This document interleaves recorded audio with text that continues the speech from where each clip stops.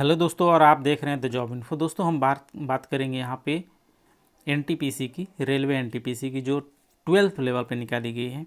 इसमें बहुत सारे ऐसे कैंडिडेट हैं जिनको पता नहीं है कि कितना विजन होना चाहिए उनका, ताकि इस फॉर्म को अप्लाई कर सकें। ये पता होना चाहिए, नहीं तो आप अप्लाई कर देंगे, आपको अप्लाई करने का कोई फ़ायदा भी नहीं जाएगा, आपका पेमेंट यहाँ पे बेकार चला जाएगा। हाँ, ये कर सकते हैं कि आप भर सकते हैं, एग्ज़ाम दे सकते हैं, उसके बाद आपको कोई फ़ायदा यहाँ पे नहीं मिलने वाला है। तो हम पूरी डिटेल से यहाँ बताएंगे कि कितना विजन होना चाहिए आपको इस फॉर्म को भरने के लिए, यानी कि आप कितना दूर तक देख सकते हैं, या आपका विजन, आँख का विजन क्या होना चाहिए। नहीं तो आपका हो जाएगा, आँख के विजन की वजह से आप छट जाएंगे। तो ये स्टैंडर्ड विजन जो है उसको ज़रूर देखिए। ये जो वैकेंसी है, अप्लाई होना यहाँ पे स्टार्ट हो चुका है, ठीक है। तो मैं ज़्यादा इसमें कुछ नहीं बताऊँगा। देखिए 21/9 से अप्लाई हो रहा है इसमें, और 20 अक्टूबर तक अप्लाई इसमें होगा आपका। इसमें जो टोटल वैकेंसी निकाली गई है, लगभग यहाँ 3400 करीब वैकेंसी है, 3445 वैकेंसी है। और यहाँ पे जो पोस्ट निकाले गए हैं, कमर्शियल कम टिकट कलर का, और अकाउंट कलर कम टाइपिस्ट का, जूनियर कलर कम टाइपिस्ट का, ट्रेन कलर का, ये पोस्ट जो हैं सभी पोस्ट एक तरीके से टाइपिस्ट स्किल की ज़रूरत इसमें होती है। तो यदि टाइपिंग यदि आपको आता है तभी इसको भरेंगे, नहीं तो आप भरना चाहते हैं तो टाइपिंग सीख लीजिए आज ही से, ठीक है। और इसमें आप वैकेंसी देख सकते हैं कि सबसे ज़्यादा वैकेंसी आपको कमर्शियल कम टिकट कलर के लिए है, 2000 यहाँ पे 22। इसके बाद सेकंड है अकाउंट कलर कम टाइपिस्ट के लिए 361 है, और जूनियर कलर कम टाइपिस्ट के लिए 990 है, और ट्रेन कलर के लिए केवल यहाँ पे 72 है। और मिनिमम एज इसमें अप्लाई करने के लिए 18 वर्ष, और मैक्सिमम आपको 30 वर्ष होना चाहिए। और यहाँ पे आपको कास्ट के हिसाब से आपको कुछ छूट भी दिया जाएगा, जैसे ओबीसी के लिए 3 साल, एससी एसटी के लिए 5 साल। तो चलिए हम लोग बात कर लेते हैं जो मेन चीज़ है उसकी, जो विज़न है, कितना विज़न होना चाहिए इसमें अप्लाई करने के लिए। देखिए रेलवे की वैकेंसी, जैसे ड्राइवर की वैकेंसी हो गई या टाइपिस्ट की वैकेंसी हो गई, इसमें आपको विज़न की ज़रूरत पड़ती है। तो इसीलिए मेडिकल स्टैंडर्ड, रेलवे में मेडिकल स्टैंडर्ड आपको फॉलो करना बहुत ही ज़रूरी रहता है, नहीं तो आपका सिलेक्शन हो जाएगा, आप मेडिकल स्टैंडर्ड में आप क्या हो जाए, छट जाएंगे। तो इसीलिए ये मेडिकल स्टैंडर्ड आपको पहले देखना चाहिए। हाँ, जब एग्ज़ाम देंगे तो एग्ज़ाम में 1/3 यहाँ पे नेगेटिव मार्किंग रहेगा, ये भी जान लीजिए। मेडिकल स्टैंडर्ड का हम बात करेंगे तो मेडिकल स्टैंडर्ड सभी पोस्ट के लिए अलग अलग है। जैसे यहाँ पे A3 है, तो A3 में क्या होनी चाहिए, देखिए डिस्टेंस विजन आपका 6/9 और दिया गया है 6/9 विथ और विदाउट ग्लास, यानी कि ग्लास पहने हुए भी हैं, यानी कि आप चश्मा लगाते हैं तब पर भी चलेगा, ठीक है ना, लेकिन 6/9 होना चाहिए, ठीक है ना, डिस्टेंस विजन। इसके बाद दिया गया है कि नियर विजन जो आपका होना चाहिए, यानी कि नज़दीक का, SN 6.6 विथ और विदाउट ग्लास, यानी कि ग्लास लगाते हैं लेकिन 0.6 और बिना ग्लास के भी 0.6 होना चाहिए, ठीक है, ये हो गया। And must pass test for colour vision, यानी कि बाइनोकुलर विजन ये पास आपका होना चाहिए, तभी आप, जैसे नाइट विजन और मायोपिया विजन, बहुत सारे ऐसे लोग हैं जिनको थोड़ा सा भी अंधेरा होता है तो दिखना बंद हो जाता है, नाइट ब्लाइंडनेस जिसको कहते हैं। तो ये आपको फॉलो करना है। आपको ये पता नहीं है तो आप चेक भी करवा सकते हैं अपने आँख को। सेकेंड यहाँ पे B2 में क्या है, डिस्टेंस विजन 6/9 और 6/12 होना चाहिए, ठीक है, ग्लास लगाए हैं या नहीं लगाए हैं उससे कोई फ़र्क नहीं पड़ता है, 6/9 या 6/12 होना चाहिए। और नियर विजन आपका SN 6.6 होना, 0.6 और 0.6 विथ और विदाउट ग्लास, ठीक है।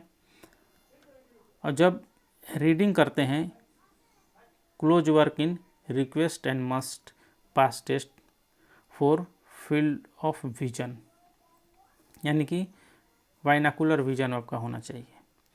थर्ड यहाँ पे दिया गया है C2 में आपका जो डिस्टेंस विजन होना चाहिए 6/12 होना चाहिए, नील विदाउट और विथ और विदाउट ग्लास, ठीक है, तो ये होना चाहिए आपका। और नियर विजन 0.6 कम्बाइंड विथ और विदाउट ग्लासेस, तो ये आप फॉलो करेंगे, ठीक है ना। जिसको भी ये आपका चेक करवाना है आप जाके चेक करवा लीजिए, इसका स्क्रीनशॉट ले लीजिए, आप जाके चेक करवा सकते हैं कि मेरा कितना विजन है, तभी आप अप्लाई करेंगे। और सबसे ज़्यादा ज़रूरी इसमें विजन का तो है ही है, इसके साथ साथ टाइपिंग का भी। यदि आपको टाइपिंग नहीं आता है तो टाइपिंग सीख लीजिए।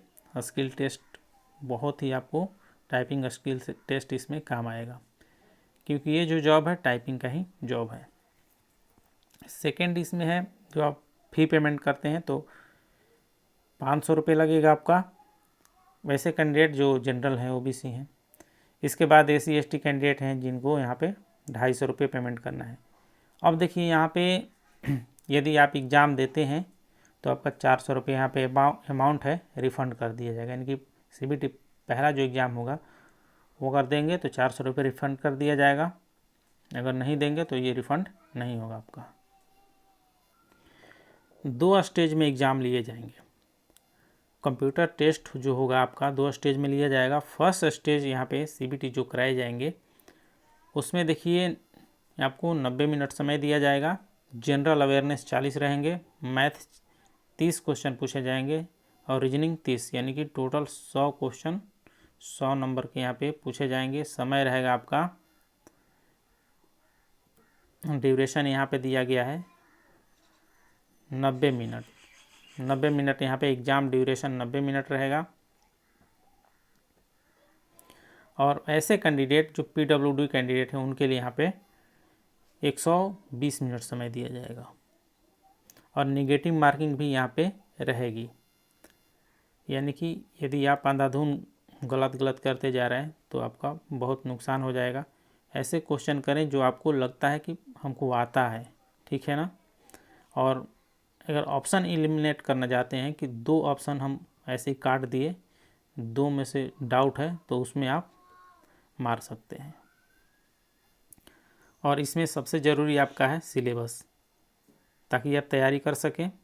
तो मैथ का सिलेबस, रीजनिंग और जनरल अवेयरनेस, ठीक है, तो इसका आप स्क्रीनशॉट ले सकते हैं, इसका स्क्रीनशॉट ले लीजिए।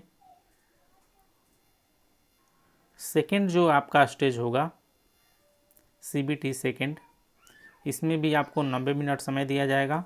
जनरल अवेयरनेस 50 क्वेश्चन, मैथ पूछे जाएंगे 35 क्वेश्चन पूछे जाएंगे, रीजनिंग 35 क्वेश्चन, 120 क्वेश्चन पूछे जाएंगे 120 नंबर का। PWD कैंडिडेट के लिए भी यहाँ पे 120 मिनट समय दिया जाएगा, इसमें भी निगेटिव रहेगा। इसका भी सिलेबस आप यहाँ से इस तरीके से स्क्रीनशॉट ले सकते हैं। वैसे तो CBT 1 का सबसे ज़रूरी है, CBT 2 आप देख सकते हैं। देखिए CBT 1 जो निकाल लेगा CBT 2 भी निकाल लेगा, क्योंकि सेम सिलेबस है, ठीक है। इसमें भी मैथ जो दिया गया है वही मैथ CBT 1 में भी है, रीजनिंग जो दिया गया वही रीजनिंग CBT 1 में भी है। देखिए जनरल अवेयरनेस जो है आपका, जैसे हिस्ट्री हो गया, सिविक्स हो गया, ज्योग्राफी हो गया, ये सब सारी चीज़ें, इसके बाद जो ऑर्गेनाइजेशन हो गया, तो ये सब सारे ये एक तरीके से स्टैटिक GK की तरीके का है। तो जैसे स्पोर्ट्स हो गया, गेम्स जैसे है, कल्चर है, लिटरेचर है, मॉन्यूमेंट है, प्लेस ऑफ इंडिया है, तो ये सब सारी चीज़ें आपको वही चीज़ें देखने को मिलेगी। और एक जो पहले मान लीजिए कि बार बार एक ही चीज़ आती है, तो आप क्या कर सकते हैं कि पहले का प्रीवियस ईयर क्वेश्चन लगा सकते हैं जनरल अवेयरनेस का, ठीक है। और आपको मैं बता दूं कि जनरल साइंस जो होंगे 10th बेस्ड, यहाँ पे जनरल साइंस होंगे, यानी कि 10वीं क्लास के आपके फिजिक्स, केमिस्ट्री और बायोलॉजी से पूछे जाएंगे क्वेश्चन। अब सभी एग्ज़ाम में NCERT के जो 10th क्लास के बुक है वही वहीं से क्वेश्चन पूछे जा रहे हैं।